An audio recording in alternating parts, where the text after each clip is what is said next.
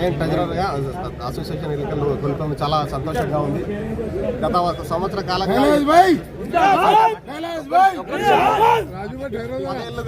Association ఎన్నికలు జరపకుండా కొనసాగుతున్న ఒక నియంత్రిత వ్యవస్థకు వ్యతిరేకంగా 1 year నుంచి పోరాడుతున్నాం. ఆ పోరాట ఫలితమే ఈ ఎన్నికల్లో తొలి ఫలితం నాది కావడం, నా విజయమే కావడం చాలా సంతోషంగా ఉంది. సెక్రటరియట్లో మరోసారి నియంత్రిత పోకడలకు ఎటువంటి తావు ఇవ్వమని, ఉద్యోగుల సంక్షేమానికి పాటుపడతామని ఉద్యోగులందరికీ హామీ ఇస్తున్నాం.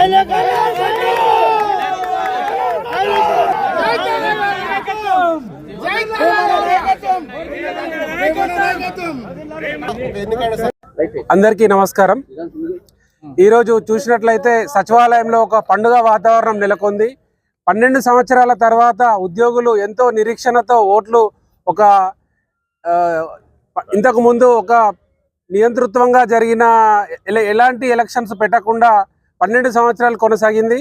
తర్వాత ప్రజాస్వామ్యం గురించి ఉద్యోగులంతా ఫైట్ చేసి ఈరోజు ఒక పండుగ వాతావరణంలో మనం ఎలక్షన్స్ జరుపుకోవడం జరిగింది.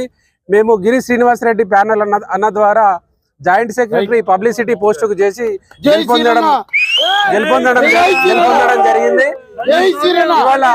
ఇవాళ సచివాలయంలో ఏ విధంగా అయితే కంటెస్టెంట్స్ 67 మంది పోటీ పడ్డారో అదే విధంగా ఓటర్లు కూడా తమ ఓటు హక్కును వినియోగించుకోవడానికి అంతే పోటీ పడ్డారు. ఇది ఒక ప్రజాస్వామ్యం యొక్క తొలిమెట్టుగా సచివాలయంలో మేము భావిస్తున్నాము.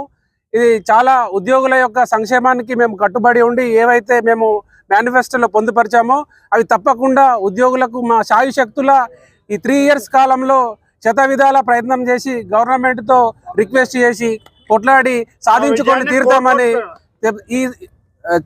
ఈ సభ మీడియా ముఖంగా తెలియజేస్తున్నాను.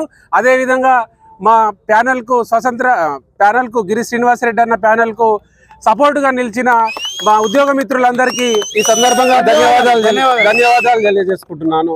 థ్యాంక్ యూ అని అంటారు.